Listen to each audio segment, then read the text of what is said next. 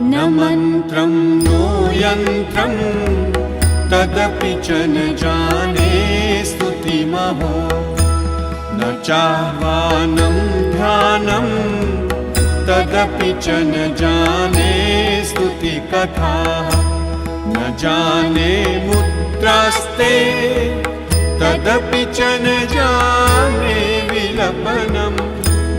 परं जाने मातः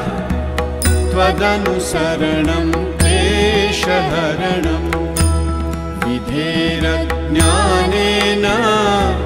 द्रविणविरहेणालसतया विधेया शक्यत्वात् तव चरणयोर्याच्युतिरभूत् तदेतत्क्षन्तव्यं जननि सकलोद्धारिणि।